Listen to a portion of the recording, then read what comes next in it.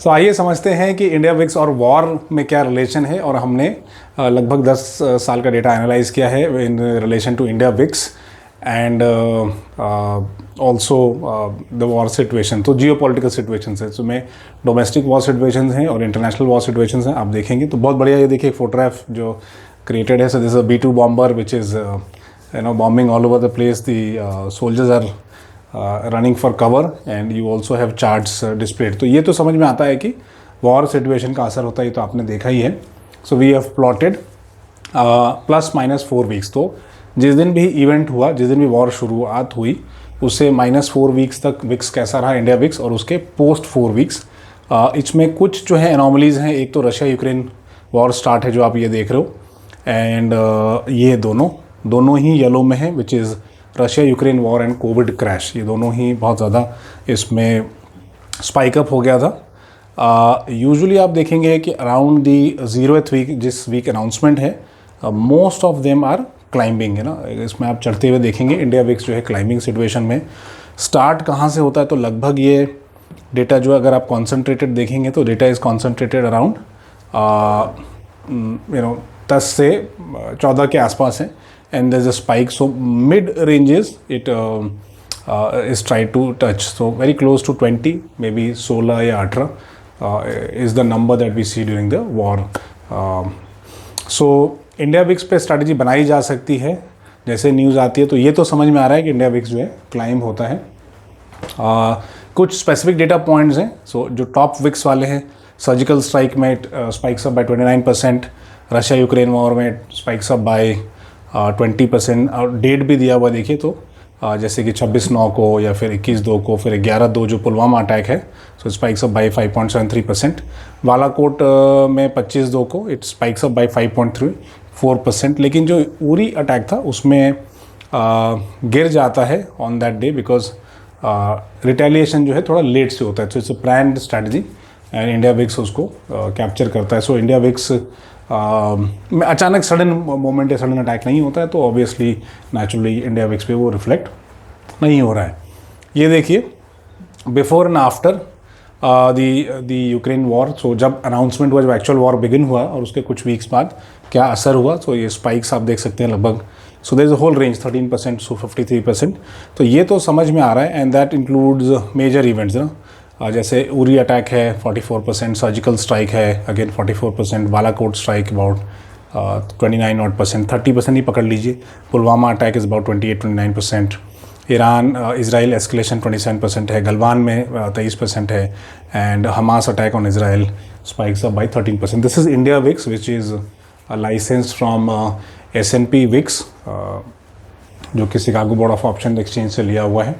इस केस में स्ट्रैटेजीज़ कौन सी होनी चाहिए, क्योंकि हमें दिख रहा है कि भाई इंडिया विक्स स्पाइक हो रहा है। कुछ स्ट्रैटेजीज़ जो लॉजिकल नहीं लगी वो हमने रिमूव कर दिया है, और इसमें मुझे लगता है कि जब भी वॉर की न्यूज़ आती है तो आयरन बटरफ्लाई जो है, यानी कि कॉल पुट खरीद सकते हैं आप ATM का, और इसमें OTM जो स्ट्रैटेजीज़ हैं, यानी दूर की जो कॉलर पुट है उसको आप बेच सकते हैं। That is known as iron butterfly.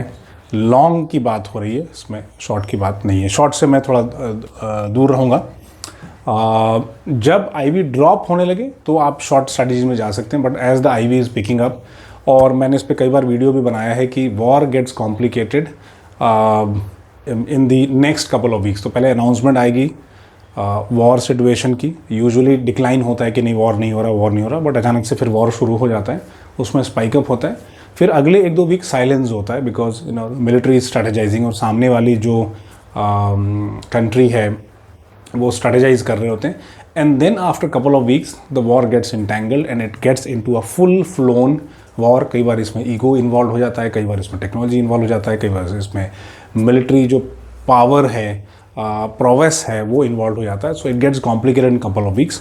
So it goes up, spikes up, फिर आप देखेंगे कुछ वीक्स की शांति, and then it converts into a full fledged war that we have seen between Israel में जो अटैक हुआ वो हमने देखा, जो रशिया यूक्रेन वॉर देखा हमने। Initially Russia was saying that नहीं, it's just a battlefield practice, we are just doing practice, war field practice, but actual war नहीं है, but it actually converts into full fledged war. और फिर कुछ week की शांति, and then after a week और so it realize that it's a full blown war. दूसरा, इसमें आप कैलेंडर स्प्रेड कर सकते हैं, तो जो सस्ते वाले आईवीज़ हैं उनको खरीद सकते हैं, जो महंगे वाले आईवीज़ बेच सकते हैं। यूजुअली अभी वाले जो आईवीज़ हैं, इस वीक की आईवी स्पाइक्ड अप होगी तो नेचुरली उसको आप बेचेंगे, और दूर की आईवी अगर सस्ती है तो उसको आप खरीदेंगे। So you sell front month IV options, जो महंगे आईवीज़ होंगे जो भी, उसको आप बेचेंगे, और दूर वाली जो अगर वो सस्ती बिक रही है, क्योंकि war will definitely impact your IV यानी कि India VIX on a calendar month basis. So जो ऑप्शन की अलग अलग स्ट्रैटेजीज़ हैं उस पर आप देखेंगे कि अलग अलग आईवी का इम्पैक्ट होता है। नेचुरली अगर मुझे लग रहा है कि 1 महीने बाद वॉर सेटल हो सकता है, ख़त्म हो सकता है, या उसकी इंटेंसिटी ख़त्म हो सकती है, तो आईवी उतनी ज़्यादा नहीं होगी, वोलेटिलिटी उतनी ज़्यादा नहीं होगी जितनी कि अभी है। कई लोगों का सवाल आता है कि इंडिया विक्स और आईवी जो है 2 अलग चीज़ें हैं, but please understand India VIX is calculated from IV. So पहले फ्यूचर्स के एटीएम को कंसिडर किया जाता है, फिर they look at the most liquid OTMs around futures ATM, call और पुट देखते हैं, और उसके बेसिस में से reverse calculated. India VIX is an index that I agree, it's a fair index in majority of the cases, but कई बार निफ्टी और इंडिया विक्स साथ में भी चलते देखे गए हैं, और ये बहुत रिस्की होता है। अगर मान लीजिए 2 दिन हो गया, 3 दिन हो गया, निफ्टी भी ऊपर जा रहा है और इंडिया विक्स भी ऊपर जा रहा है, उसके बाद हमने यूजुअली गैप डाउन देखा है। So this is from our research team. So India VIX के 3-4 अलग बिहेवियर होते हैं as far as Nifty is concern. तो निफ्टी अगर ऊपर जा रहा है, जो यूजुअल बिहेवियर है कि इंडिया विक्स नीचे गिरेगा। निफ्टी अगर नीचे जा रहा है तो इंडिया विक्स ऊपर जाता है, that's also usual behaviour. But कई बार आप देखेंगे कि दोनों साथ में चलते हैं, मतलब निफ्टी भी ऊपर जा रहा है और इंडिया विक्स भी ऊपर जा रहा है, मतलब per unit risk is going up, so the money that you put in the market, and every unit of money that you're now putting in the market, the risk is going up. Likewise, sometimes you'll see that दोनों साथ में गिरते हैं, मतलब India VIX भी नीचे गिर रहा है और निफ्टी भी नीचे गिर रही है। That means per unit of money that you're putting in the markets, the risk is reducing. That's how I see it.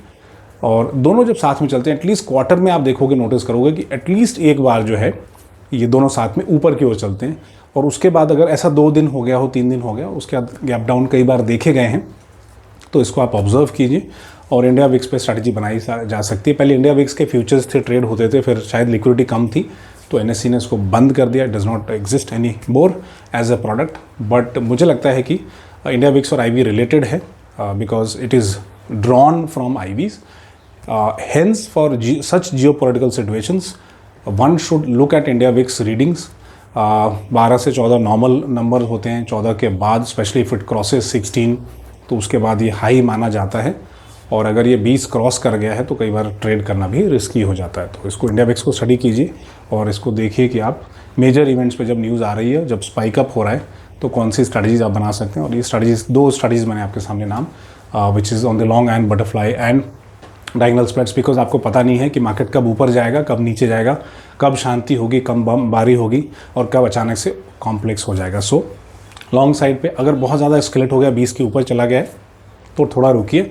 India VIX जब सेटल होगा, जब गिर रहा होगा, तो आईवीज भी गिर रही होंगी, तब आप शॉर्ट साइड पे प्ले आउट कर सकते हैं। तो ये कोई रिकमेंडेशन नहीं है, आप learn these strategies before you do that. practice these strategies virtually for at least 3 to 6 months before you actually get into the trading side of it. Thank you.